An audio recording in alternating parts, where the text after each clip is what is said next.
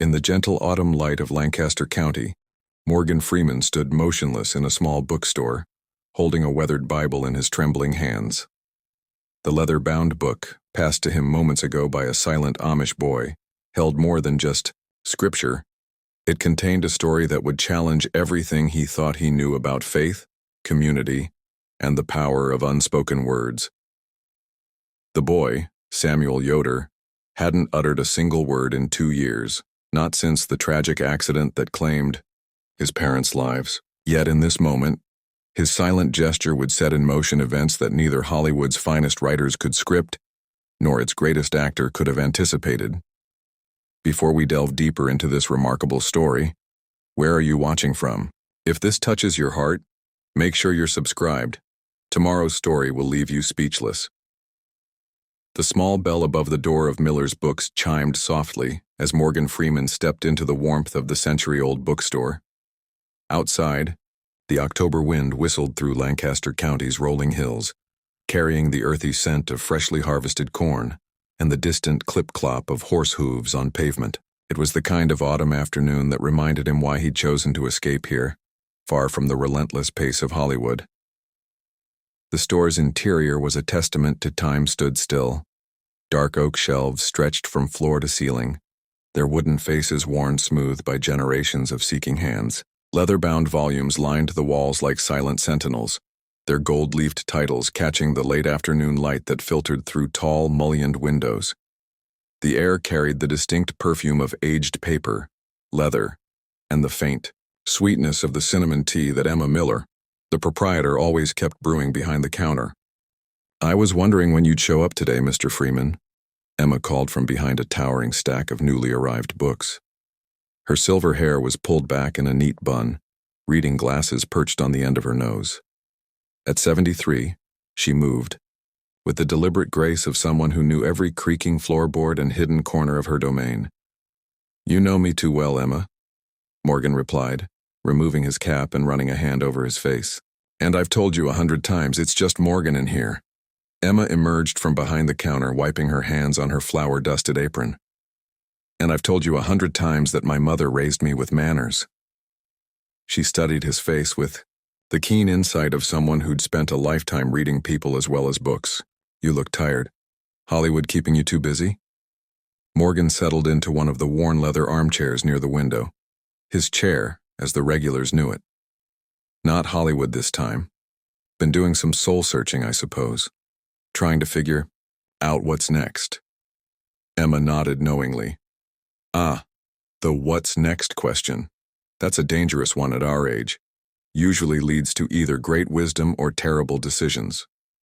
She disappeared behind the counter and returned with 2 steaming mugs of tea. "Though in your case, I suspect it might lead to both." The familiar routine of their conversation settled over them like a comfortable blanket. For the past 3 years, whenever Morgan needed to escape the chaos of his public life, he'd retreat to this small corner of Pennsylvania. Emma's bookstore had become his sanctuary, a place where he could simply be a man who loved books rather than Morgan Freeman, the actor. Outside, the clip-clop of hooves grew louder, and a black buggy rolled past the window. The sight was so common here that neither Morgan nor Emma paid it much attention. Lancaster County's Amish community had long since learned to coexist with the English world, as they called non-Amish folk, each respecting the other's boundaries while sharing the same precious land. "Did those books I ordered come in?" Morgan asked, sipping his tea. The cinnamon warmth spread through his chest, carrying with it memories of countless afternoon conversations in this very spot. "The collection on Civil War history? Arrived yesterday." Emma rose to fetch them but paused as the bell above the door chimed again. "Oh, hello, Samuel." Morgan turned to see a young Amish boy standing in the doorway, his black hat clutched tightly in his hands. He couldn't have been more than 12, with earnest brown eyes that seemed to hold both wisdom and sadness far beyond his years. The boy wore the traditional plain clothing of his people, black pants, a blue shirt, and suspenders. But it was his stillness that caught Morgan's attention. Most children fidgeted, especially when meeting someone famous, but Samuel stood as motionless as the books that lined the walls. "Samuel comes in every Thursday after his lessons," Emma explained softly to Morgan. He doesn't speak, hasn't for 2 years now, but he loves to read. Her voice carried a gentle sadness. His Aunt Sarah lets him spend an hour here before heading home.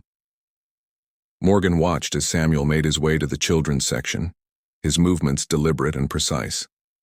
There was something about the boy's careful grace that reminded him of actors he'd known who carried deep trauma, people who moved through the world as if trying not to disturb the surface of still water. What happened? Morgan asked quietly, his eyes following Samuel's progress through the stacks. Emma's voice dropped to barely above a whisper. His parents, Daniel and Rachel Yoder, were killed in a buggy accident 2 years ago, hit by a truck, on Route 30 during a storm. Samuel was with them but survived, hasn't spoken a word since. She absently wiped at a tear forming in the corner of her eye. Sarah, Rachel's sister, took him in. She'd left the Amish community years ago but came back to care for him. Caused quite a stir, from what I hear. Morgan nodded slowly, understanding the complexity of that situation. The Amish way of life was built on tradition and community, and those who left often found it difficult to return. That Sarah had done so for her nephew spoke volumes about both her character and the depth of the community's ability to adapt when necessary. As they watched, Samuel pulled a book from the shelf. Not from the children's section where he usually browsed, but from the religious studies area. It was a heavy volume bound in dark leather, its pages gilt-edged and worn with age. The boy studied it intently, his small fingers tracing the embossed cross on its cover. That's unusual, Emma murmured. He usually sticks to adventure stories and nature books. Rachel, his mother, used to read him Bible stories, but since the accident, she trailed off, lost in thought. Morgan set down his tea and stood slowly, drawn by something in the boy's demeanor. As he approached, Samuel looked up, his brown eyes meeting Morgan's with an intensity that stopped the actor in his tracks. There was no starstruck recognition there, no awareness of Hollywood fame or celebrity status. Instead, Morgan saw something he recognized from his own childhood, the look of someone who had a story to tell but no words to tell it with. "Hello, Samuel," Morgan said softly, kneeling to meet the boy at eye level. "That's quite a book you've found there." Samuel held his gaze for a long moment, then did something that made Emma gasp quietly from across the room. He held out the Bible, not just any Bible, Morgan realized, but one that bore the marks of years of use and love. The leather was soft with age, the pages marked with countless notes and underlines. "Samuel," Emma called gently. "That's your father's Bible. Sarah told me you carry it everywhere." But Samuel continued to hold it out to Morgan, his eyes never wavering.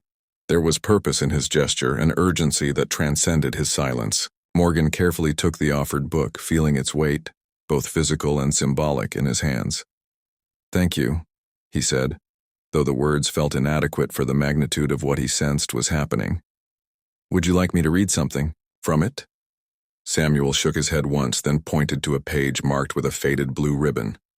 Morgan opened the Bible carefully, conscious of its significance to the boy. The page fell open to the book of Isaiah, and there, in careful handwriting, was a note in the margin that made his breath catch. "Emma," he called, his voice thick with emotion, "I think you should see this." The bookstore owner made her way over, adjusting her glasses as she peered at the page. The handwriting was neat but clearly personal, a mother's thoughts recorded in the margins of sacred text. "Our children need bridges, not walls. English or Amish, they all seek the same light.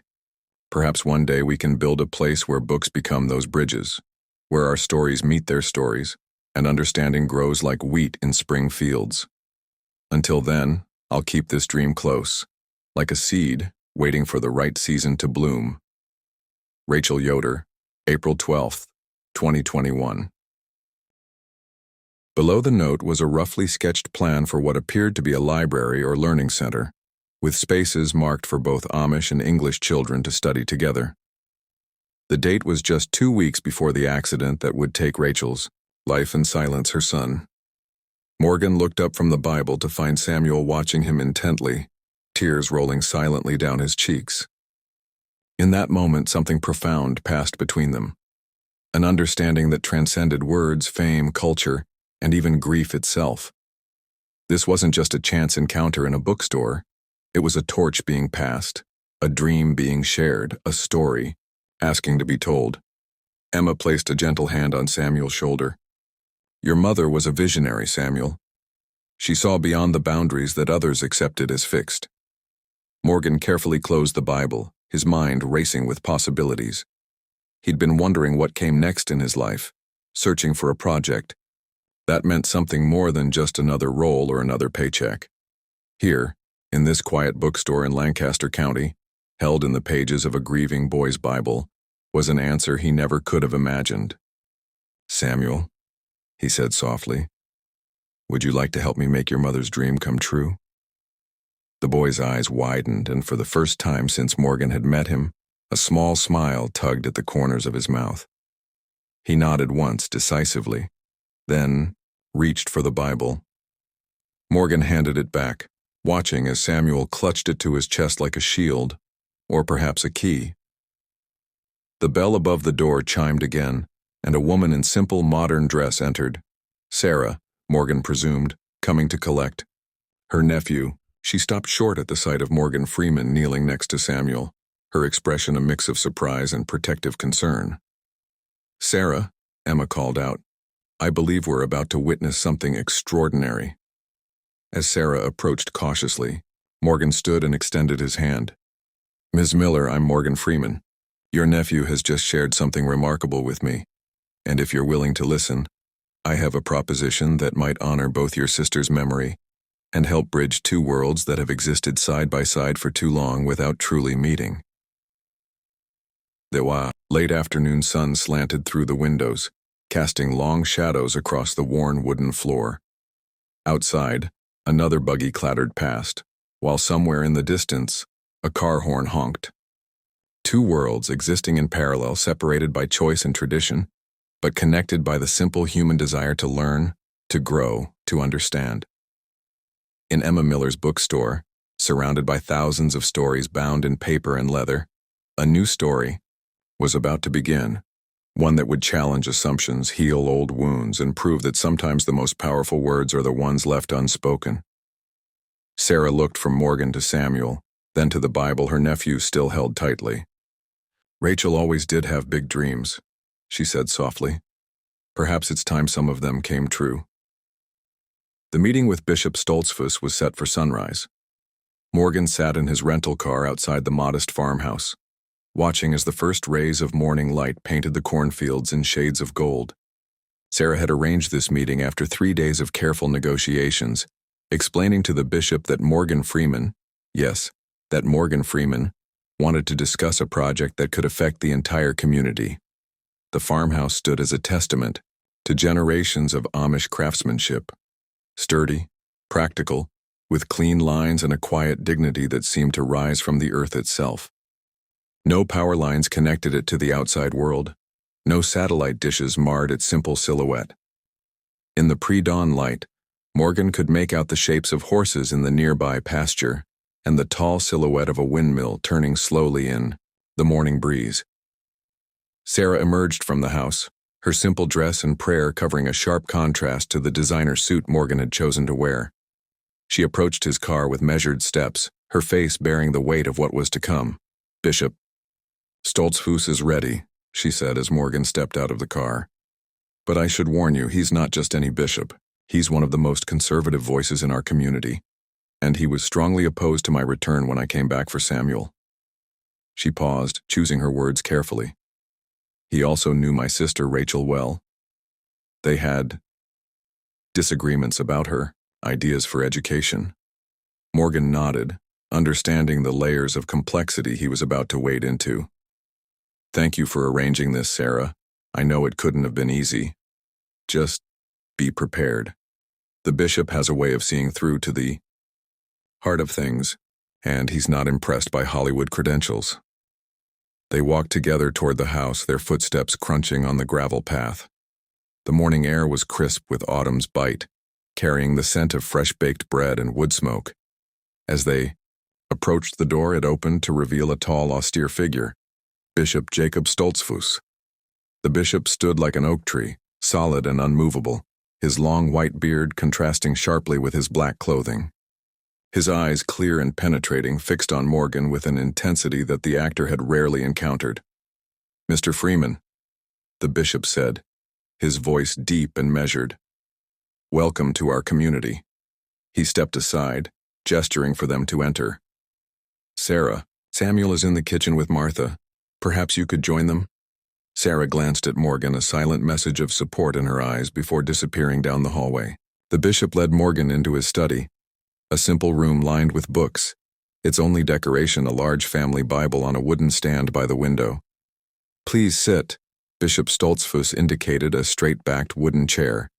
He settled into his own chair behind a solid oak desk, its surface bare except for a leather-bound notebook and a well-used fountain pen. "Sarah tells me you wish to discuss Rachel Yoder's vision." The way he said vision carried years of context Morgan could only guess at. He reached into his briefcase and carefully withdrew Samuel's Bible, which the boy had insisted he take to this meeting. "Yes, Bishop Stoltzfus. But first I'd like to understand something. What do you remember about Rachel?" The question seemed to catch the bishop off guard. He was silent for a long moment, his eyes fixed on the Bible in Morgan's hands. "Rachel, Yoder was complicated. Faithful in her way, but always pushing against the boundaries we set to protect our people. She believed in preservation through adaptation. I still believe in preservation through tradition." Morgan opened the Bible to the marked page with Rachel's notes. "She dreamed of a place where both worlds could meet safely, where understanding could grow." "Mr. Freeman," the bishop leaned forward, his voice carrying a hint of steel. "Our separation from the English world is not about lack of understanding.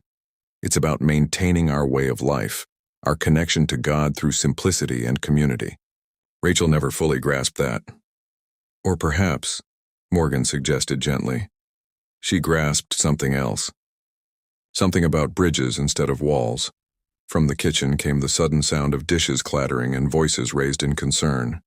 The bishop rose quickly, and Morgan followed him down the hallway. They found Samuel on the floor, surrounded by broken pieces of what had been a stack of plates. The boy was shaking, tears streaming down his face while Sarah knelt beside him. "He was trying to help carry them," Sarah explained quickly. "It was an accident." But Morgan noticed something else. Scattered among the broken dishes were pages that had fallen from Samuel's father's Bible. One page in particular caught his eye. He knelt carefully, avoiding the sharp fragments, and picked it up. It was another of Rachel's notes, this one written in what appeared to be her final days. "If you're reading this, it means I never got to build that bridge, but someone will. Someone must. Our children deserve to know each other's hearts, not just each other's differences. Samuel, my quiet warrior, sometimes the strongest voices never make a sound. Keep watching, keep listening, keep believing. The right person will understand."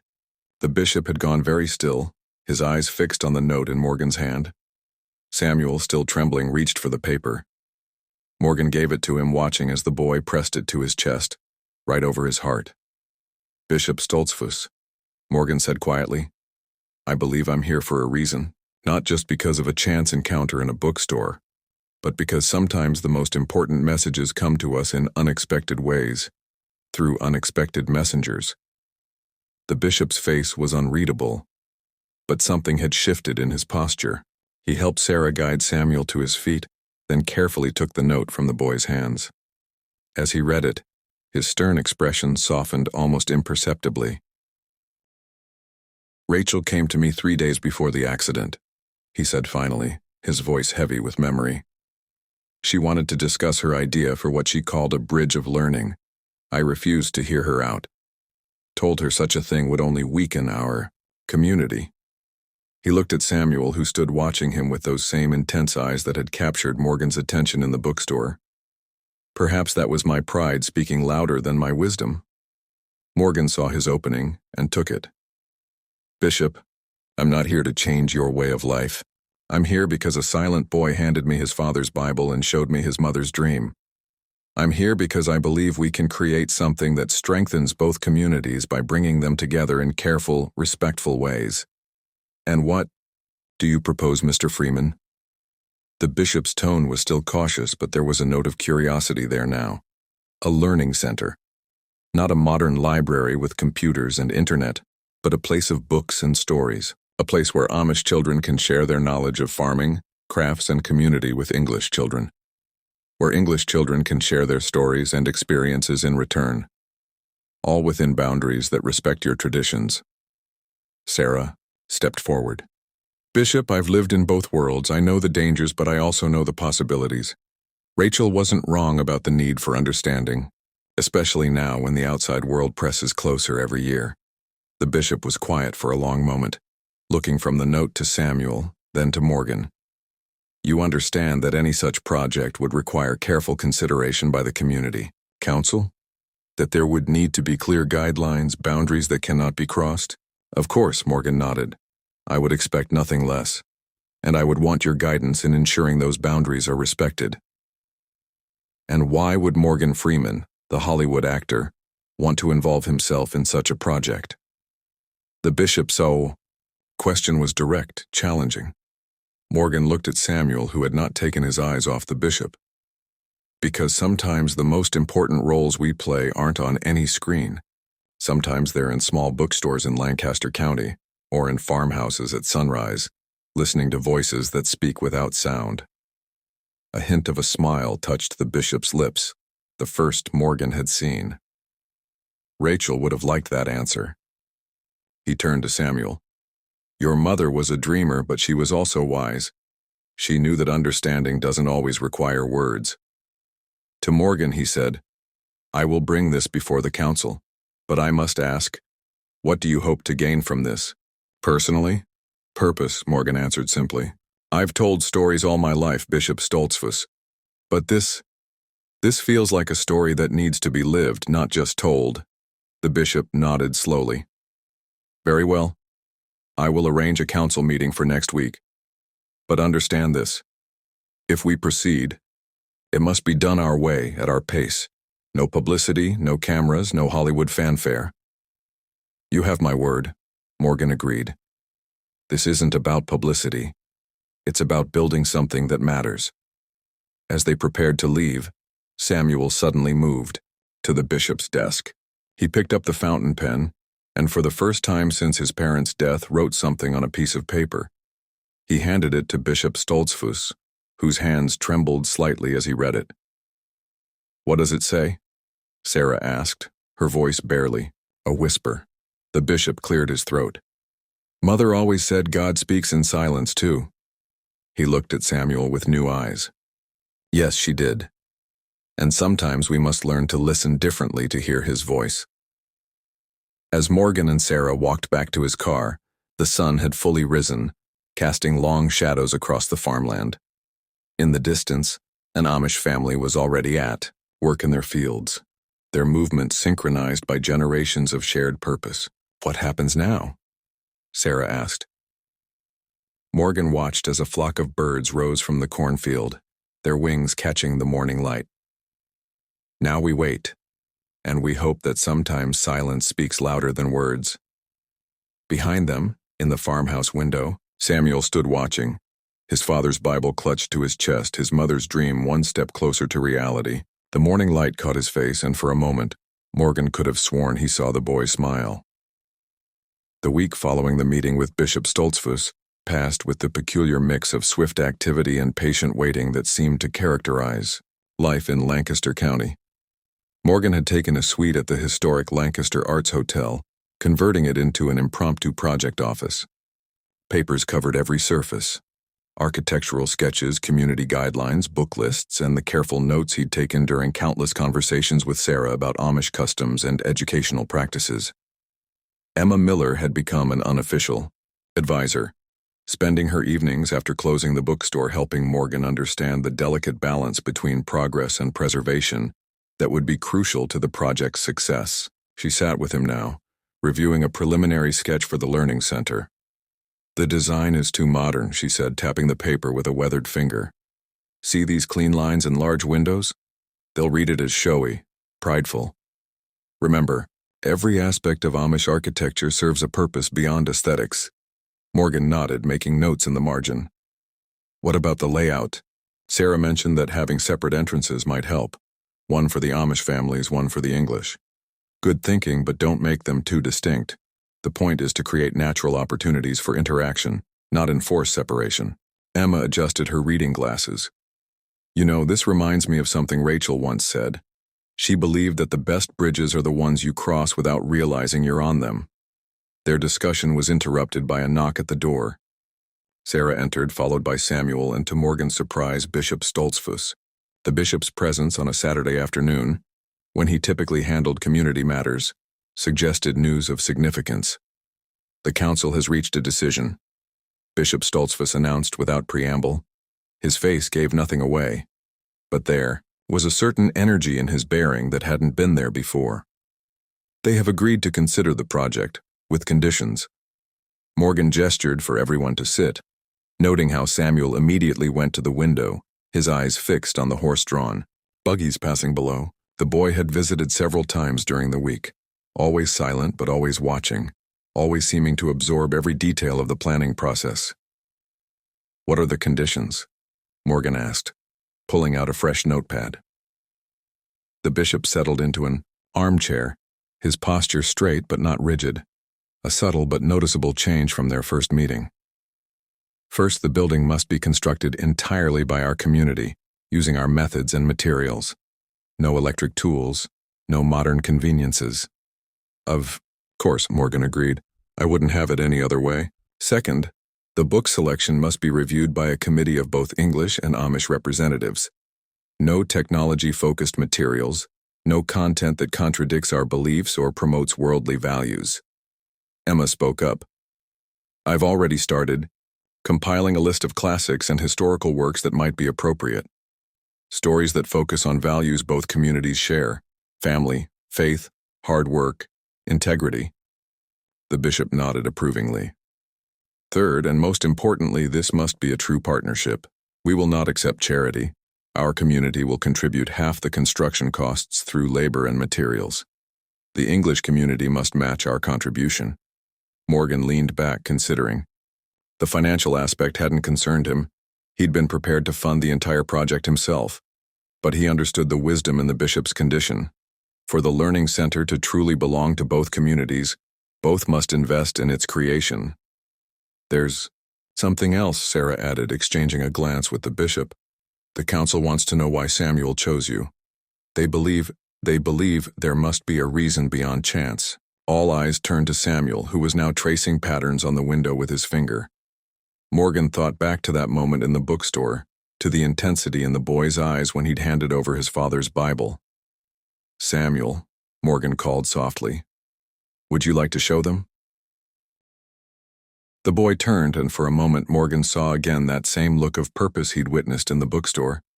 Samuel crossed to where his father's Bible lay on the desk and opened it to a page Morgan hadn't seen before.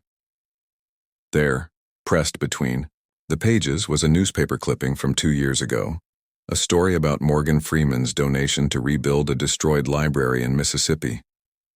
Sarah read the article aloud, her voice catching when she reached the quote, "Books are bridges to understanding. When we share stories, we share ourselves. That's how we build community, how we learn to see each other as human beings rather than strangers." Rachel showed him this article, Sarah explained, wiping tears from her eyes. It was just a week before the accident. She told him that sometimes God sends us messages through unexpected messengers. The bishop stood and walked to the window, his hands clasped behind his back. When Rachel first spoke to me about her dream of a learning center, I dismissed it as another of her English-influenced ideas. But perhaps, he turned to face the room, perhaps I was too quick to judge. Perhaps this is God's way of showing us that wisdom can come from unexpected sources. Samuel had moved to stand beside Morgan's chair, his presence a quiet affirmation. Morgan reached for the architectural sketches. Would you like to see what we've been working on? I'd value your input on making it more appropriate for both communities. For the next 2 hours, they pored over the plans together. The bishop's practical suggestions transformed the design from a modern interpretation of Amish architecture into something more authentic. a building that would truly reflect the community's values while serving its new purpose. Emma contributed ideas about the interior layout, drawing on her years of experience, creating welcoming spaces for readers of all ages. Sarah's unique perspective as someone who had lived in both worlds helped identify potential challenges and solutions. Throughout it all, Samuel moved around the room, sometimes looking over their shoulders, sometimes returning to his window vigil. But there was a new energy about him, a sense of purpose that seemed to grow stronger with each passing hour. As the afternoon light began to fade, Bishop Stoltzfus gathered his hat and coat. "There will be those who oppose this," he warned. "Change never comes easily to our community. But perhaps that's as it should be. Careful consideration prevents hasty mistakes." "And what do you think, Bishop?" Morgan asked. Not as a community leader, but as a man who knew Rachel Yoder. The bishop paused at the door. I think Rachel understood something that took me too long to learn. That preserving our way of life doesn't always mean building higher walls. Sometimes it means building better bridges." He looked at Samuel. "Your mother would be proud of you, young man. You found a way to speak her truth without saying a word." After the bishop left, Emma and Sarah began gathering the scattered papers, organizing them into neat piles. Samuel remained by the window, but now he was writing something in a small notebook he carried. The first time Morgan had seen him write anything since that note to the bishop. "What are you writing, Samuel?" Sarah asked gently. The boy hesitated, then brought the notebook to Morgan. On the page was a carefully drawn sketch of two hands, one wearing the plain clothes of an Amish man, the other in modern dress, reaching toward each other across an open book. "That's it," Morgan said softly. "That's exactly what we're building. Not just a place for books, but a place for reaching across the divide."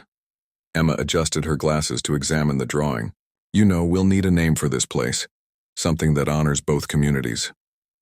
"The Bridge of Learning," Sarah suggested. "That's what Rachel called it in her notes." Morgan shook his head. "No, I think it needs to be simpler than that." He looked at Samuel's drawing again. "What about the Reading Bridge? Direct, honest, just like the communities it will serve." Samuel nodded emphatically, the most animated response they'd seen from him yet. Sarah smiled, tears glistening in her eyes. Rachel would have loved that. Simple but meaningful, just like she always tried to be. As they continued organizing the materials, Morgan noticed Samuel adding something to his drawing.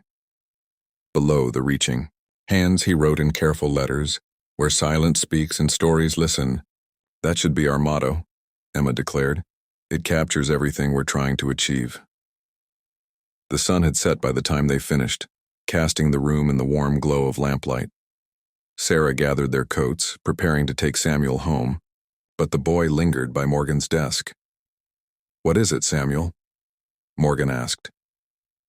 Samuel opened his father's Bible one more time, pointing to a passage that Rachel had underlined.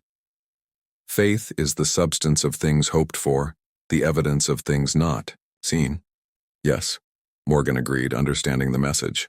"This is an act of faith. Faith in the power of stories to build understanding. Faith in the wisdom of your mother's dream. Faith in the goodness of both communities to reach across the divide." As Sarah and Samuel left, Emma remained behind, studying the organized piles of papers with a thoughtful expression. "You know what happens next, don't you? The real work begins, and so does the real resistance." Morgan nodded. "I expected as much. Change never comes without opposition." "It's not just about change," Emma cautioned. "It's about fear.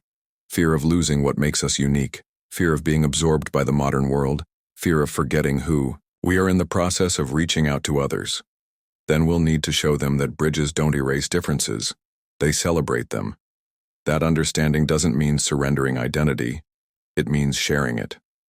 Emma gathered her coat, pausing at the door. Rachel used to say something similar. She believed that true strength comes not from isolation, but from knowing who you are so well that you can share yourself without fear of losing yourself. After Emma left, Morgan stood at the window where Samuel had spent so much time watching the street below. Horse-drawn buggies and modern cars shared the road, each moving at their own pace, each respecting the other's presence. It was a daily dance of coexistence that had evolved over generations. "The reading bridge," he said aloud, testing the name in the quiet room. Outside, the first stars were appearing in the darkening sky, and somewhere in the distance, a church. Bell tolled the evening hour. Tomorrow would bring new challenges, new obstacles to overcome. But tonight, in this moment, Morgan felt the quiet certainty that they were building something more than just a place for books. They were building Rachel's dream, one careful step at a time, guided by the silent wisdom of her son and the growing understanding between two communities that had lived side by side for generations without truly seeing each other. And somewhere, Morgan thought, Rachel Yoder was smiling. The first signs of trouble appeared on a crisp Monday morning, 3 weeks into the project. Morgan arrived at the construction site, a 5-acre plot of land halfway between the Amish community and the English town, to find a small group of protesters. They carried hand-painted signs with messages like, "Preserve our way of life," and "Modernization is not the answer." What struck him most was that the group included both Amish and English residents, united in their opposition to change. Telling and preparing this story took us a lot of time, so if you are enjoying it, subscribe to our channel. It means a lot to us. Now back to the story. Bishop Stoltzfus was already there, speaking quietly with some of the Amish protesters. Sarah stood nearby, Samuel close to her side, his eyes fixed on a particularly vocal Englishwoman who was arguing with Emma Miller. "This isn't about books," the woman was saying. "It's about preserving boundaries that have worked for generations. You can't mix oil and water." Emma's response was measured but firm. "Mrs. Henderson, I've sold books to both communities for 30 years. Stories don't recognize boundaries. They cross them, naturally and beautifully." Morgan approached slowly, aware that his presence might escalate tensions. Samuel broke away from Sarah and came to stand beside him, pulling out his notebook. He wrote quickly and showed the page to Morgan. "Mother said truth is like water. It finds its own path." "Your mother was very wise," Morgan said softly. Then, addressing the gathered protesters, he raised his voice slightly. "May I have a moment of your time?" The crowd's attention shifted, murmurs of recognition rippling through as they realized who he was. Mrs. Henderson's eyes narrowed. "Mr. Freeman, with all due respect, you're an outsider. You don't understand the delicate balance we maintain here." "You're right," Morgan agreed, surprising her. "I am an outsider, but sometimes it takes an outside perspective to see the beauty of what you have here and the potential for something even more beautiful." Bishop Stoltzfus moved to stand beside Morgan. "Brothers and sisters, I shared your concerns. I still share some of them. But consider this. Our way of life has endured not because we built walls, but because our foundations are strong. Strong enough to build bridges." An elderly Amish man stepped forward, his beard white with age. "Bishop, my grandfather helped establish this community. He taught us that separation protects us from worldly corruption." "Elder Yoder," the bishop acknowledged, "your grandfather was a wise man, but he also taught us to recognize God's hand in unexpected places. This project," he gestured to the empty field before them, "this came to us through the silent witness of a child and the dying dream of a mother who loved both our worlds." Samuel tugged at Morgan's sleeve, showing him another note. "Can I show them my father's Bible?" Morgan nodded, and Samuel retrieved the Bible from Sarah's bag. He opened it to a page they hadn't seen before, where Rachel had written what appeared to be her last entry. "To those who fear change, remember that our ancestors were revolutionaries in their own way. They chose a different path, not out of fear, but out of conviction. Their courage wasn't in hiding from the world, but in living their truth while surrounded by it. Perhaps the greatest test of faith isn't in building walls to keep others out, but in building bridges strong enough to let others in without losing who we are."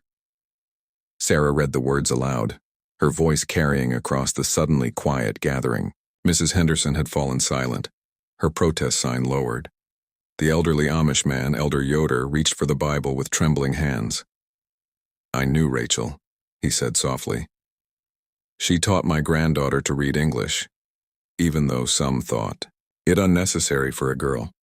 When I questioned her about it, she said, "Knowledge doesn't weaken faith. It tests it, strengthens it, makes it real."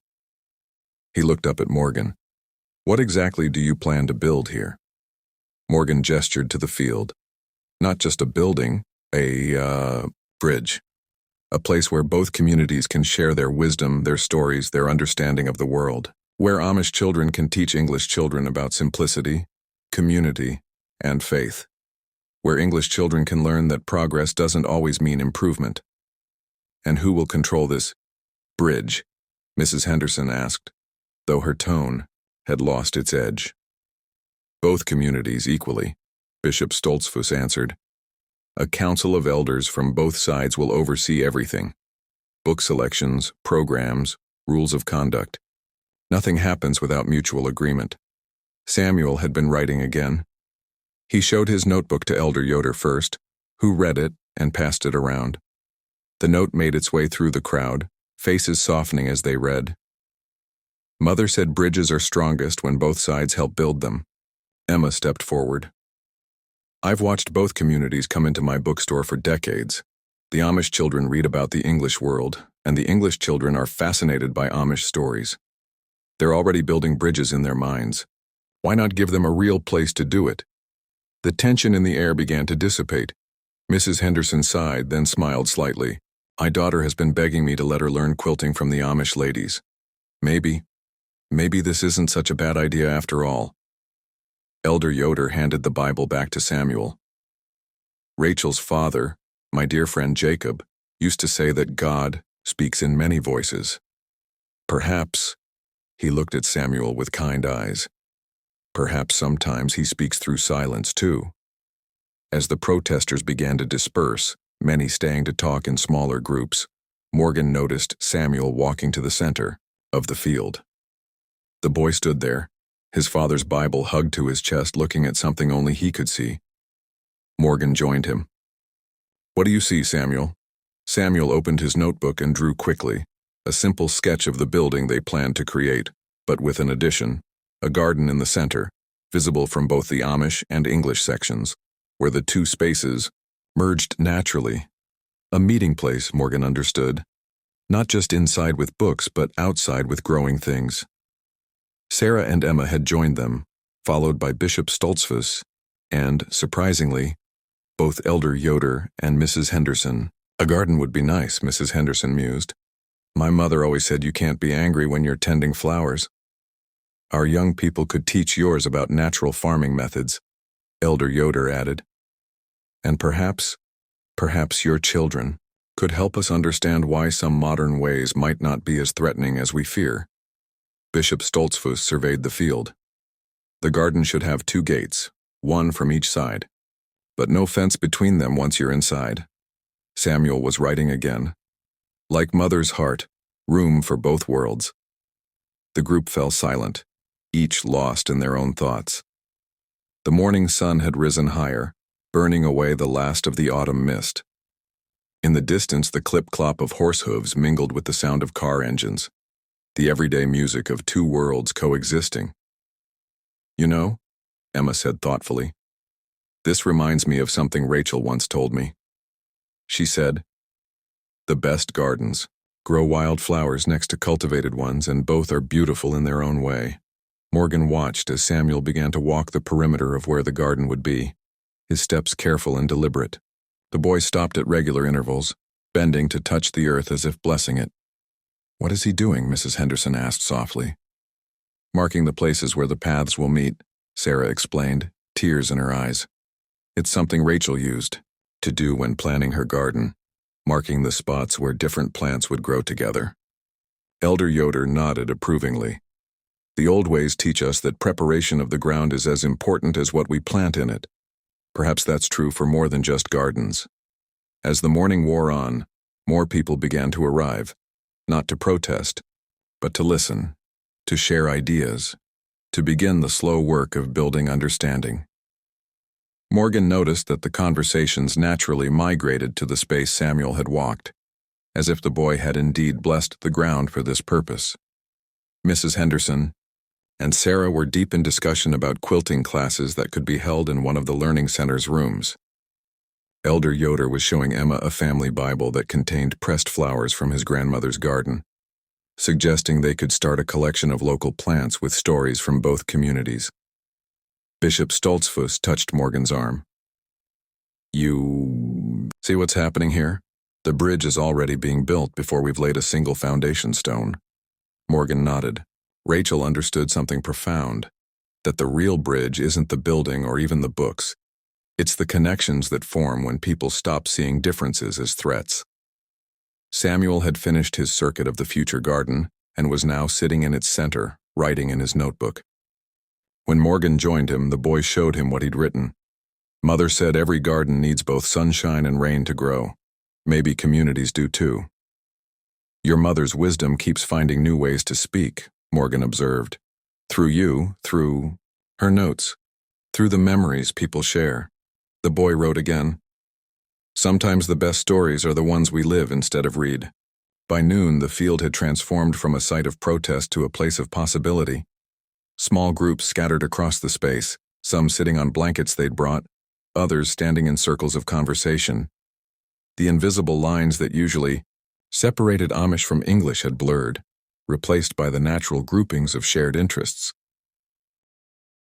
Emma had set up a small table with books from her store, a carefully curated selection that represented both communities. Children from both sides sat together on the grass, exploring the books while their parents talked nearby.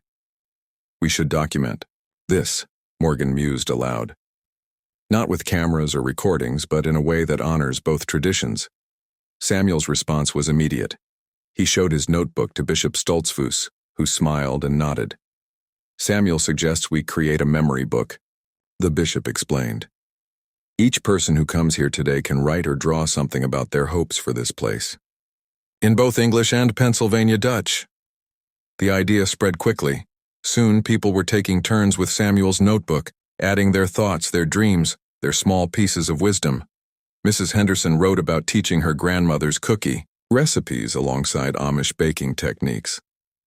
Elder Yoder contributed a prayer in Pennsylvania Dutch, with its English translation carefully written by his granddaughter.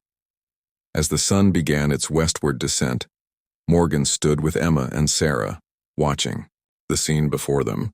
Samuel had fallen asleep in the center of his mapped-out garden, his father's Bible serving as a pillow. "You know," Emma said quietly, "when Rachel first told me about her dream for this place, I thought it was impossible.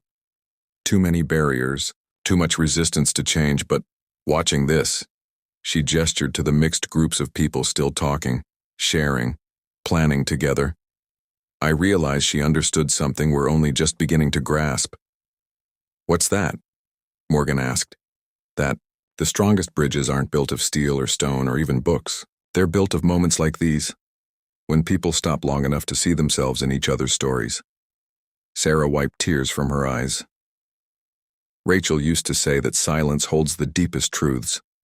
I never fully understood what she meant, until I watched Samuel these past weeks. He hasn't spoken a word, but he said more than any of us."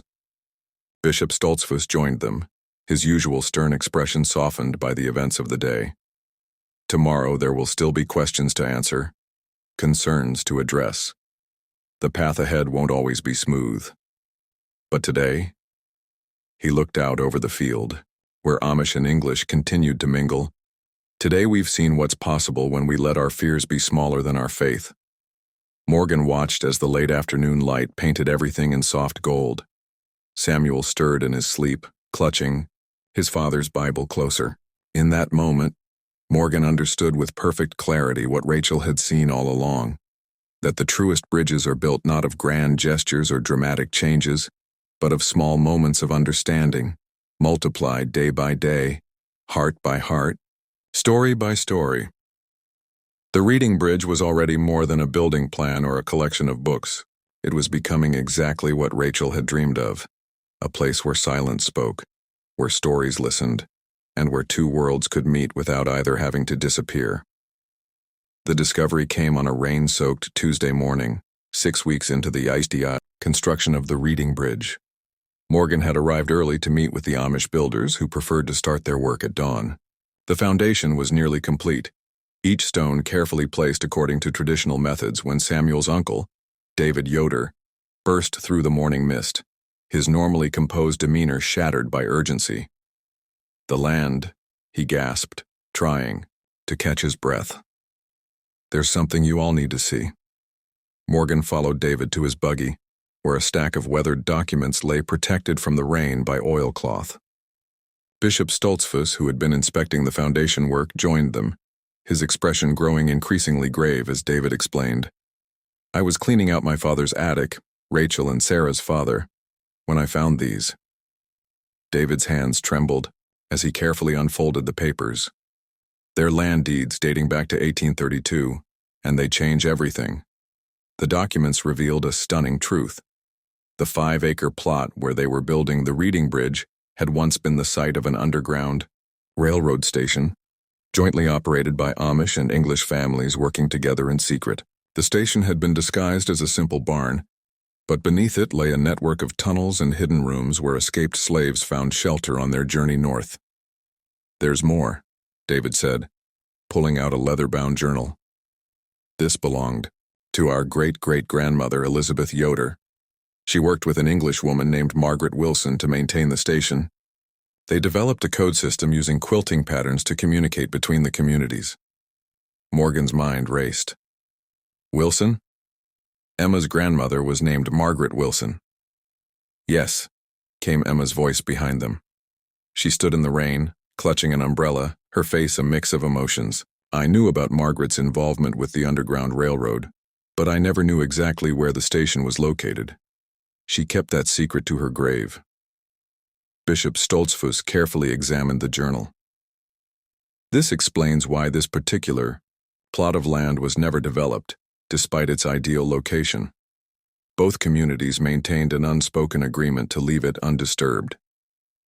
Samuel, who had arrived with Sarah while they were talking, began writing frantically in his notebook. He showed the page to Morgan. "Mother knew. Look at the date in her Bible note about bridges." Morgan quickly retrieved the Bible from Sarah's bag, turning to Rachel's final entry. The date suddenly took on new significance. April 12th, the same day in 1832 that the Underground Railroad station had received its first refugees, according to Elizabeth's journal. "Rachel must have found these documents," Sarah whispered. "That's why she was so insistent about this specific location for her learning center. She wanted to build on ground that had already proven two communities could work together for something greater than themselves." The rain had intensified, but no one moved to seek shelter. The weight of history pressed down on them all, making the present moment feel both small and enormously significant. "There's something else," David said, pulling out one final document. A letter written by Elizabeth Yoder and Margaret Wilson together. It was meant to be found by future generations. He began to read. "To those who find this truth we write this letter, knowing it may not be discovered for many years. The work we do here must remain secret for now. But we hope that someday, when these dangers have passed, our descendants will understand that the boundaries between our communities were never as solid as some believed. In this place we have witnessed the power of two peoples working as one. English and Amish, we have put aside our differences to serve a higher purpose. We have learned that faith shows itself most purely not in isolation, but in reaching out to others in their hour of need.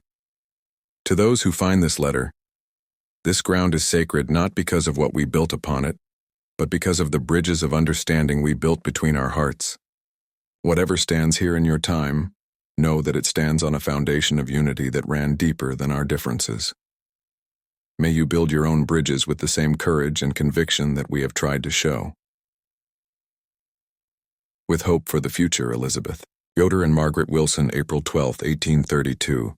The silence that followed was broken only by the steady drumming of rain. Samuel had moved to stand exactly where the old barn would have been, his face turned upward to the sky, tears mingling with raindrops on his cheeks. Emma was the first to speak. All these years, both communities kept this secret without even knowing why anymore, just an inherited understanding that this land was special. Not just special, Bishop Stoltzfus corrected, his voice thick with emotion, sacred, Holy ground made so not by decree but by acts of courage and compassion. Morgan watched as Samuel began to walk the property again, this time with new purpose. The boy stopped at regular intervals, scratching marks in the mud with a stick. Sarah followed him, understanding dawning on her face. He's marking the original tunnel locations, she explained. Look at the pattern.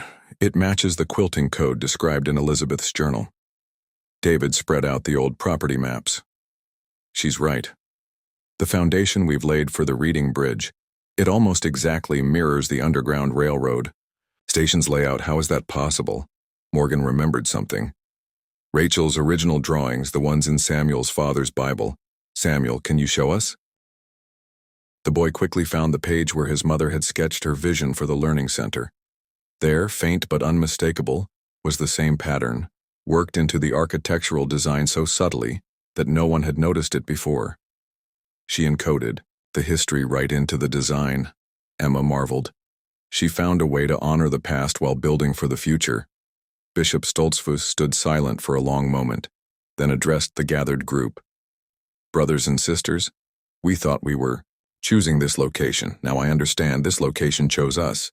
Through Rachel's wisdom, through Samuel's silence, through the very earth beneath our feet, we are being reminded that the strongest foundations are built on shared courage and common purpose. Samuel was writing again. His message was simple, but profound. Mother said truth is patient. It waits to be found when we're ready to understand it. The rain began to ease, and as the clouds parted, the morning sun cast long shadows across the foundation stones. Morgan noticed something else. The pattern of light and shadow created yet another layer of the quilting code, visible only at this precise time of day. Look, he pointed. The building itself will tell the story, written in light and shadow. Rachel didn't just design a building, she designed a living memorial. Emma nodded. Margaret used to say that the best stories are written not in books but in the choices people make. This place, it's been telling its story all along. We just hadn't learned how to read it yet. The implications of their discovery began to sink in. The Reading Bridge was no longer just a bridge between present-day communities. It was a bridge across time, connecting them to a moment in history when their ancestors had chosen unity over separation, courage over comfort, love over fear. Sarah touched the foundation stones gently. What do we do with this knowledge? It changes everything, and yet it changes nothing, Bishop Stoltzfus finished. Or rather, it changes everything by reminding us that nothing has really changed. The same courage that built that underground railroad station, the same spirit that moved Elizabeth Yoder and Margaret Wilson to work together. That's what we're building on here. Rachel understood that.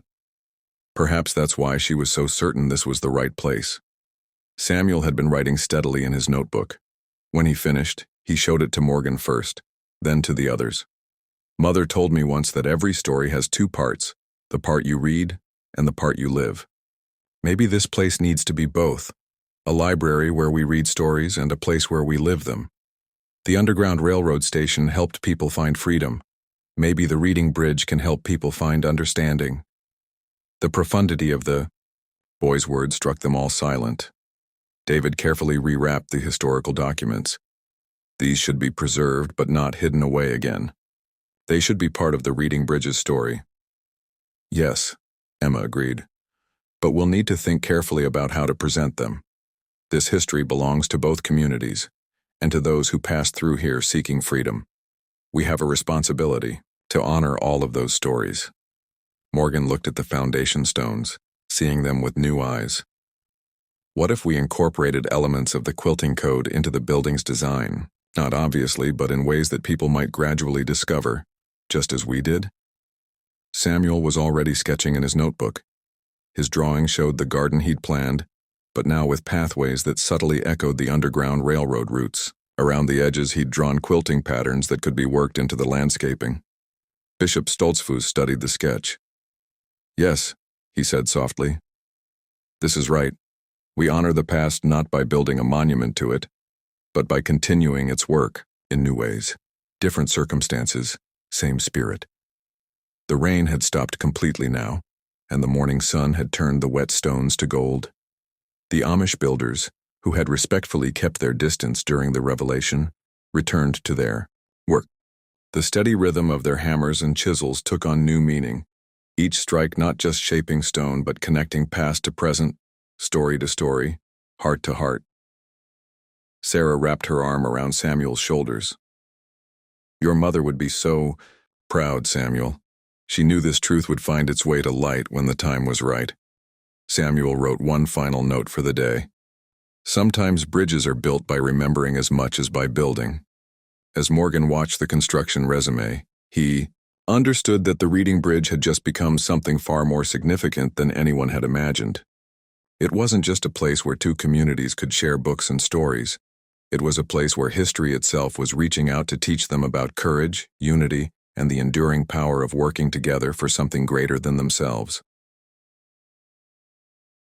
Yoder, sacred ground beneath their feet, had waited nearly 2 centuries to reveal its secret. Now, as they continued to build upon it, they would do so with the knowledge that every stone, every beam, every book would rest on a foundation of shared courage that ran deep into the past and reached hopefully toward the future. The discovery of the Underground Railroad station's history had transformed the Reading Bridge project, but it also brought new challenges. As word spread through both communities, the quiet construction site became the center of intense debate. Some saw the historical revelation as a divine sign affirming their mission. Others worried that drawing attention to this long-buried history might bring unwanted scrutiny to both communities.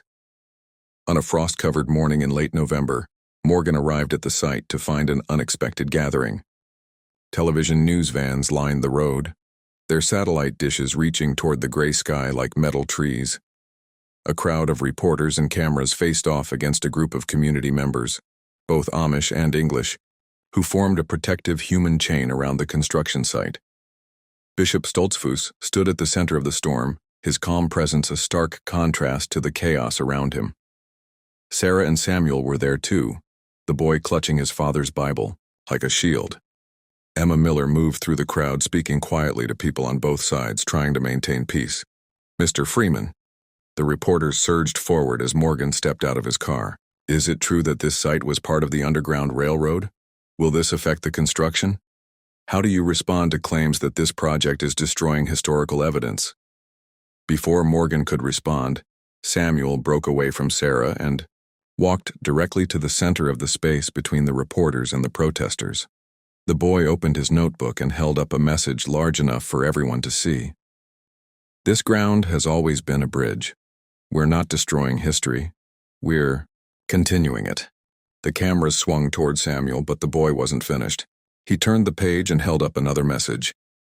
"My mother said that some stories can only be told by those who understand the power of silence. Are you ready to listen?" The unexpected wisdom in those words created a moment of profound quiet. Even the reporters lowered their microphones, struck by the solemnity of the moment. Bishop Stoltzfus stepped forward. "Friends," he addressed the gathered crowd, "this land has carried its secret for nearly 2 centuries, protected by both our communities. Now that truth has come to light, we face a choice. Do we hide it away again, or do we learn from it?" Emma joined him, her voice carrying years of quiet authority. "Margaret Wilson and Elizabeth Yoder didn't just build a station here, they built understanding between our communities. They proved that our differences don't have to divide us when we share a higher purpose." Sarah added her voice. "Rachel knew this history when she dreamed of the Reading Bridge. She saw that we needed to build on this foundation of courage, not bury it." Morgan watched as Samuel began to walk the perimeter of the construction site, just as he had done weeks before. But this time, he placed small wooden markers at specific points, locations that corresponded to the original Underground Railroad station's layout. "What's he doing?" one of the reporters asked softly. "He's showing us the way forward," Morgan answered, understanding dawning in his mind. "Samuel, may I share your idea?" The boy nodded, handing Morgan his notebook. The page showed a new design, element for the Reading Bridge. A series of subtle markers throughout the building and grounds that would honor the site's history without compromising its future purpose. The Reading Bridge was always meant to be more than just a library. Morgan explained to the gathered crowd. It's a place where stories live and breathe, where understanding grows between communities. Now we know it's also a place where history calls us to be our best selves. David Yoder stepped forward, holding the historical documents he discovered. Our ancestors, Amish and English together, risked everything to help others find freedom. They did it quietly, without seeking recognition. Perhaps we can honor their courage best by continuing their work in our own way. A local historian who had been drawn by the news spoke up.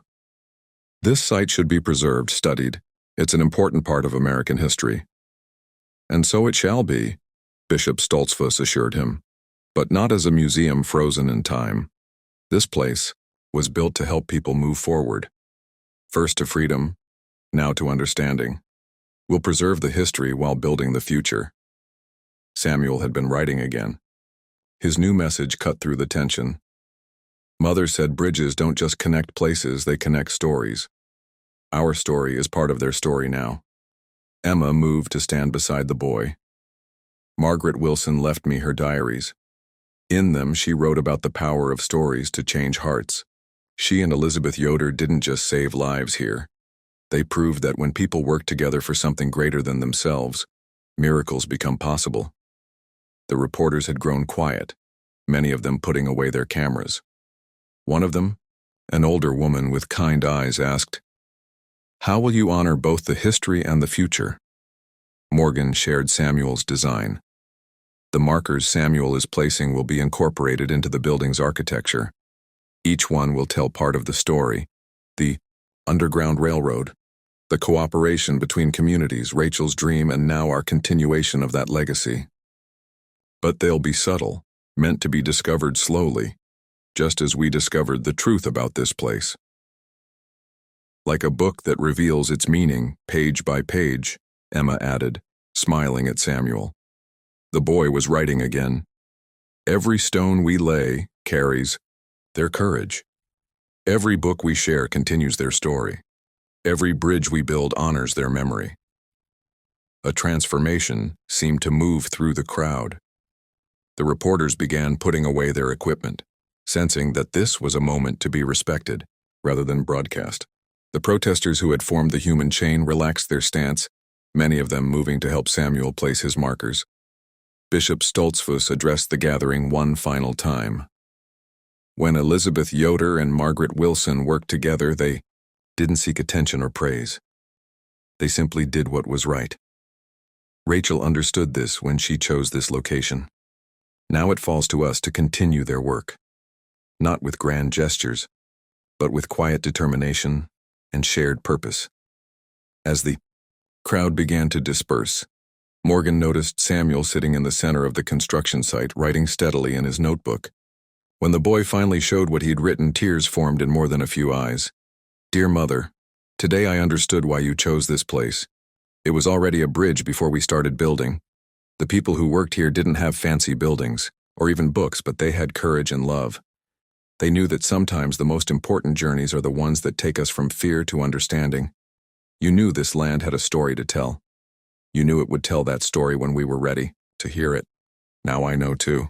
Every brick we lay, every book we place, every story we share will be part of their story. The Reading Bridge isn't just our dream anymore. It's their dream too.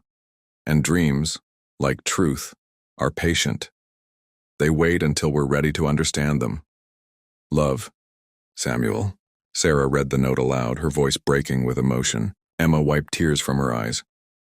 Bishop Stoltzfus placed a gentle hand on Samuel's shoulder. "Out of the mouths of babes," the bishop said softly. "Or in this case, from the silent wisdom of a child who understands more than we realized." Morgan looked at the construction site with new eyes. The foundation stones seemed to glow in the late morning light, each one carrying not just the weight of the building to come, but the weight of history, of courage, of dreams both old and new. "What happens now?" one of the remaining reporters asked quietly. Samuel wrote his answer. "Now we build. Not just with stones and books, but with the same courage that built the first bridge on this ground. Mother said every bridge is built twice. Once, in the heart, and once in the world. The sun broke through the November clouds, casting long shadows across the construction site.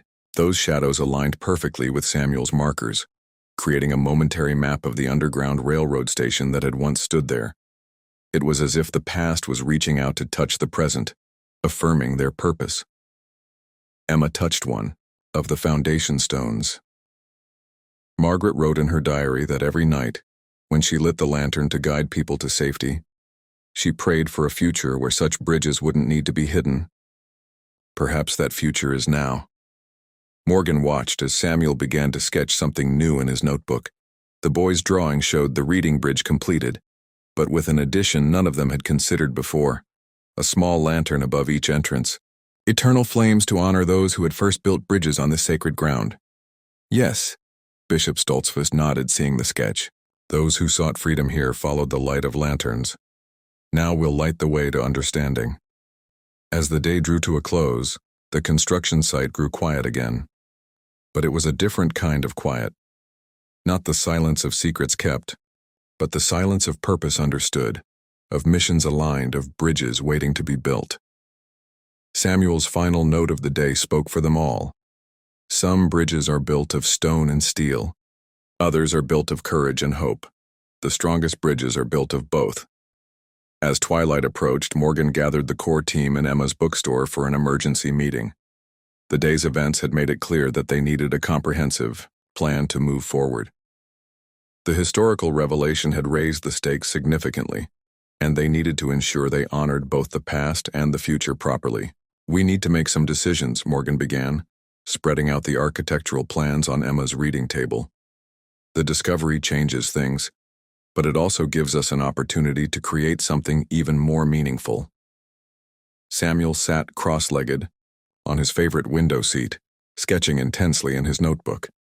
Sarah watched her nephew with growing amazement as page after page filled with detailed drawings, each one showing how they could incorporate elements of the Underground Railroad's history into the reading bridge's design. Look at this, Emma said, pointing to one of Samuel's sketches. He's designed a reading room where the main shelter used to be. The bookshelves follow the exact pattern of the original tunnel system. Bishop Stoltzfus studied the drawing. And these alcoves here, they mirror the hiding spots, but now they're quiet reading spaces. The symbolism is perfect, places of refuge becoming places of learning. David Yoder pulled out more of the historical documents. There's something else we haven't discussed yet. Elizabeth's journal mentions a time capsule they buried somewhere on the property. If we could find it? No, Samuel wrote quickly, showing his note to the group. Mother's last entry says we shouldn't look for it. She wrote, "Some treasures are meant to stay buried, protecting their secrets until the right moment reveals them, just as this land's history found us when we were ready." Morgan nodded slowly. Samuel's right. We didn't discover this history. By digging up the past, it came to light because we were building something that honored its spirit. Maybe that's how we should proceed. Emma brought out a fresh pot of tea, the same cinnamon blend that had warmed their first planning sessions. "The reporters will be back," she warned, "and they won't be the only ones interested in this story. How do we protect both communities from unwanted attention while still honoring the truth?" Sarah had been quiet, but now she spoke up. "Rachel used to say that the best way to protect something precious is to make it part of something larger. Maybe instead of trying to hide this history or showcase it, we make it an organic part of the Reading Bridge's story." Samuel was writing again. "Like the quilting codes, the meaning is there for those who know how to look for it." The group fell silent, considering the wisdom in the boy's words. Outside, the first stars were appearing in the darkening sky, just as they had appeared to guide those seeking freedom so many years ago. "We need to call an all-community meeting," Bishop Stoltzfus decided. "Both Amish and English. Everyone should have a voice in how we move forward. This history belongs to all of us now." Morgan looked at the construction timeline. "The foundation is nearly complete. Once we start on the walls, every decision we make will be visible for generations to come. We need to get this right." Samuel showed them another drawing, this one showing the reading bridge at night, with subtle lighting that would cast shadows in the patterns of the old quilting codes. During the day, sunlight would create the same effects naturally. Brilliant, Emma breathed. The building itself becomes both keeper and teller of its own story. David studied the historical documents again. Elizabeth and Margaret left detailed records of everything: the station's layout, the codes they used, the stories of those who passed through. We could incorporate elements throughout the building, but so subtly that you'd only notice if you knew what to look for. Like breadcrumbs through time, Sarah mused, leading future generations to understand their past, but only when they're ready to see it. Samuel had been working on something else, a series of quotes from his mother's Bible notes, Elizabeth's journal, and Margaret's diary. He showed how they could be worked into the building's architecture, carved into beams, etched in window, glass, woven into carpet patterns. A tapestry of voices. Morgan understood. Each one telling part of the story, all of them working together to create something larger. The boy nodded enthusiastically, then wrote, "Mother said every story is a bridge to understanding. Maybe the reading bridge needs to tell many stories at once. The Underground Railroad, the two communities working together, and whatever stories are yet to come." Bishop Stoltzfus stood by the window, watching the last light fade from the sky. Tomorrow's meeting will be crucial. Some will want to stop construction entirely, to preserve the site as a historical landmark. Others will want to continue as if nothing has changed. We need to find the path between. "The path is already there," Samuel wrote. "It's the same path Elizabeth and Margaret walked, the one that puts doing right above being comfortable. Mother knew that path.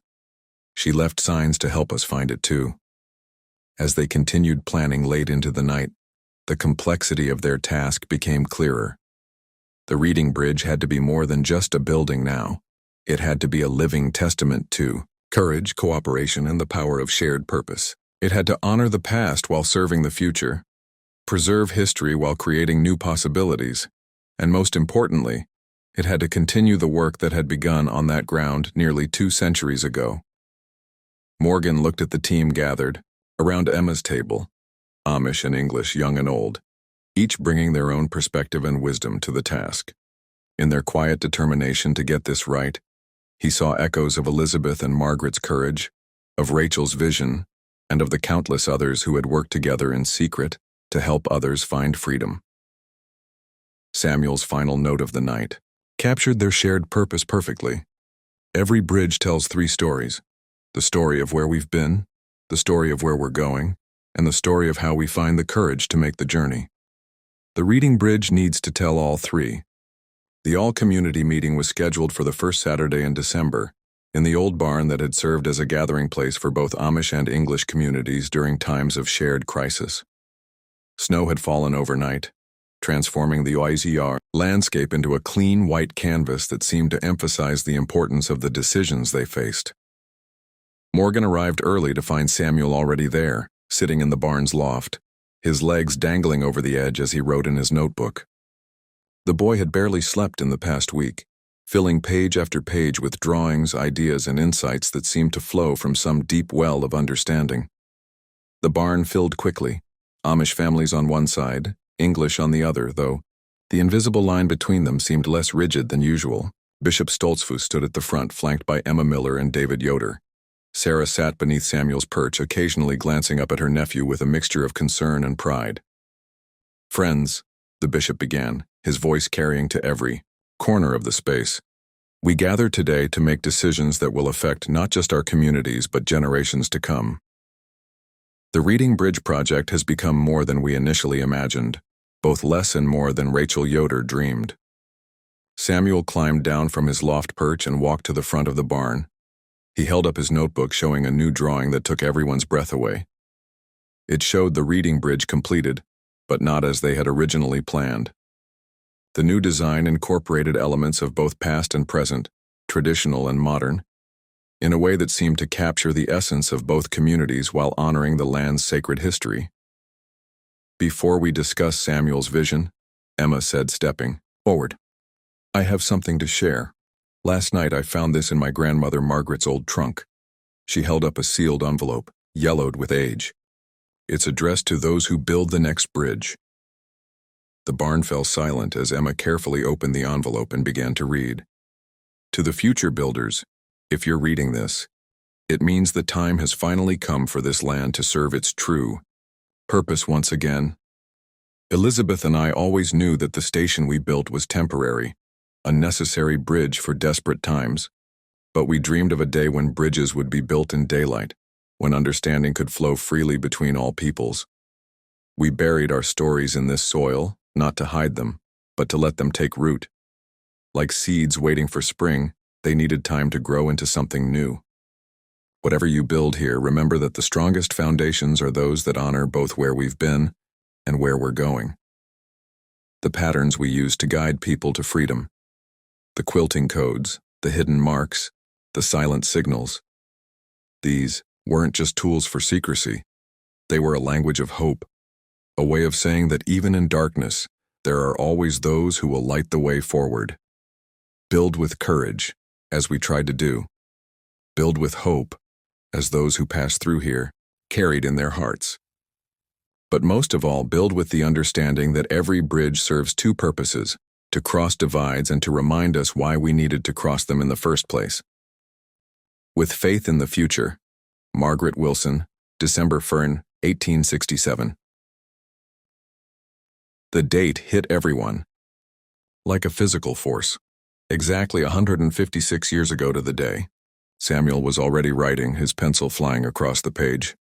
When he held up his message, tears began flowing freely throughout the barn.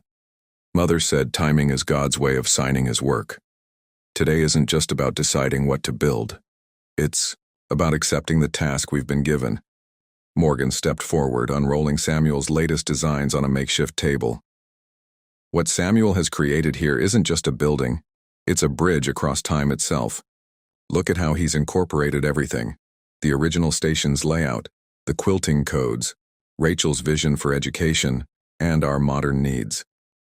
The design showed a structure that seemed to grow organically from the land. The main reading room, built where the original station had stood, featured roof beams arranged in the pattern of the North Star quilt code. Hidden throughout were subtle references to the Underground Railroad, not as museum pieces, but as living reminders of courage and cooperation.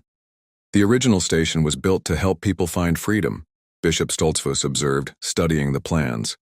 This design, it helps people find understanding. Different journey, same purpose. Mrs. Henderson, who had once protested the project, spoke up from the English side of the barn. But what about the Historical Preservation Society? They're demanding, we turn this into a protected site. Samuel's response was immediate. Mother said the best way to preserve history is to live its lessons. David Yoder added his voice. Elizabeth and Margaret didn't build a monument, they built a working station.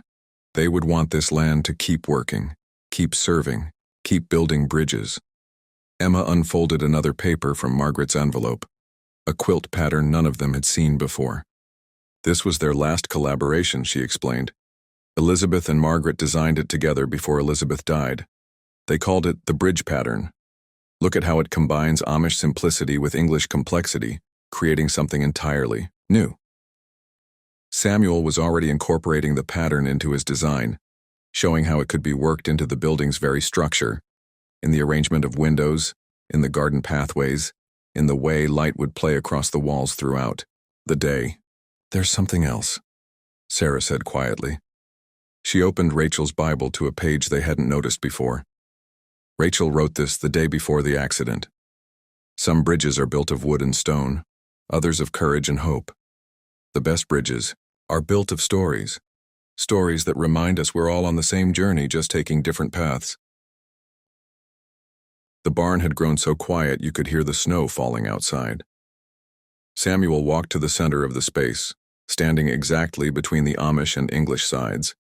He held up his notebook with a new message. This isn't about choosing between past and future. It's about building something that honors both. Morgan watched as the boy's words seemed to ripple through the gathering. The invisible line down the center of the barn began to blur as people moved to get a better look at the designs. Amish and English mixing naturally in their shared curiosity and purpose. Bishop Stoltzfus cleared his throat. I propose we put it to a vote, not as separate communities, but as one group with a shared responsibility to this land and its story. Samuel wrote quickly, like Elizabeth and Margaret voted, with their actions, not just their words. The voting process was simple, but profound. Each person would place either a black button, for proceeding with Samuel's design, or a white button, for turning the land into a historical preserve, into a traditional Amish wedding vase, symbolizing the union of different elements into something new. As people lined up to vote, Samuel began to write something longer than usual in his notebook. When he finished, Sarah read it aloud. Dear Elizabeth and Margaret, we found your bridge today. Not the one you built with wood and secrets, but the one you built with courage and hope. Mother found it too, and she helped me understand what it meant. Now we're building a new bridge on the same ground, using the same materials you used. Trust, understanding, and the belief that differences don't have to divide us. Your quilt patterns will guide people again, not to freedom from chains, but to freedom from misunderstanding. Your courage will live in every stone we lay, every book we share, every story we tell. The light you lit in darkness will shine in daylight now, showing us that the path to understanding is always worth taking, no matter how long the journey. Thank you for planting your stories in this soil. We'll help them grow into something new. With gratitude, Samuel. The voting took nearly an hour, as each person took time to reflect before making their choice. Finally, Bishop Stoltzfus and Emma together poured out the buttons onto a traditional Amish quilt spread on the barn floor. The pattern they formed was clear, an overwhelming majority of black buttons arranged by some collective unconscious into the shape of a bridge. The decision is made, the bishop announced, though everyone had already understood the result. We build. Samuel's final message of the day was his shortest, but most powerful. Every bridge begins with a single step taken in faith. As the gathering dispersed into the snowy afternoon, Morgan watched Samuel walk to the construction site. The boy stood in what would become the main reading room, his father's Bible held open to catch the falling snow. In that moment, Morgan understood that they weren't just building a bridge between communities or between past and future. They were building a bridge between silence and understanding, between what was lost and what could still be found. The reading bridge would stand as testament not just to Rachel's dream or Elizabeth and Margaret's courage, but to the enduring truth that the strongest bridges are built by those who dare to reach across divides, who choose to light the way for others, who understand that every story is a bridge waiting to be built. Snow still dusted the fields of Lancaster County when the results of the vote were counted. One by one, black buttons clinked into the Amish wedding vase, each vote cast not with a raised hand but with quiet conviction. As the final count was read aloud, there was no applause, no cheers, only silence. The kind of silence that carries weight, meaning, and reverence. The community had voted overwhelmingly in favor of Samuel's design. A week later, construction resumed. The reading bridge would not only be completed, it would live on sacred ground, carrying with it the story of a silent boy, a dreaming mother, and two communities learning to walk beside one another. The snow melted slowly into the soil as winter gave way to spring. Builders, Amish craftsmen, and English volunteers worked side by side. Hammers struck in rhythmic harmony. Sawdust curled in the air like incense, and every beam raised was a prayer for peace. Samuel came each morning, notebook in hand. He never spoke, but his presence shaped the work as much as any blueprint. He marked beams with Rachel's handwritten verses. He helped position stones to mirror the old quilting codes. He sat beneath the frame of the main reading room sketching new ideas, ones that now included community gardens, shared workshops, and open-air storytelling spaces. Morgan Freeman remained in Lancaster longer than he'd stayed anywhere in years. He read aloud to children under unfinished archways, edited donor letters in the corner of Emma's bookstore, and met weekly with Bishop Stoltzfus, Sarah, and Emma to coordinate every detail. The actor had become something else entirely, a steward. The reading bridge rose like a hymn from the earth. By early summer, the building stood complete. The dedication ceremony was set for June 12th, the day Rachel Yoder had first sketched her vision into the margins of her Bible. The sun rose over the finished structure like a benediction. The reading bridge looked timeless, as if it had always existed. Dark wood beams arched high overhead, their arrangement echoing the North Star quilting code. Sunlight poured through leaded glass windows etched with scripture, poetry, and Rachel's own words, where silence speaks and stories listen. The center stood the garden, Samuel's garden ringed with benches and native flowers. The path formed a double spiral, one side entering from the Amish gate, the other from the English, and converging at the heart. The two lanterns, one above each entrance, were lit with eternal flames. The dedication began without fanfare. Emma Miller, now the honorary librarian, opened the ceremony with a reading from Margaret Wilson's final letter. Bishop Stoltzfus followed with a prayer, quoting from Elizabeth Yoder's journal. Then Morgan stepped forward, his voice quiet, reverent. "Today we dedicate more than a building," he began. "We dedicate a legacy of courage, of compassion, and of connection." He paused, looking out at the sea of faces. Amish men in black coats, English women in summer dresses, children of both communities sitting together in the grass sharing Rachel's story as if it were their own. "I came here to escape, to find quiet," Morgan said. But what I found was a silence filled with purpose. A boy who hadn't spoken. In years taught me that some stories can only be told without words. And a mother who left too soon taught us all that true vision sees past barriers and into the hearts of others. He turned to Samuel, who stood beside him, holding his father's Bible. "Samuel," Morgan said, "you've built something no one else could. Would you like to share your message?" The boy opened his notebook. Slowly, he turned to the final page he'd prepared, then he held it high. "The bridge is finished, but our story is just beginning." A hush fell. Even the wind paused as if listening. And then something miraculous happened. Samuel took a breath, stepped forward, and spoke aloud. "Thank you for building my mother's dream."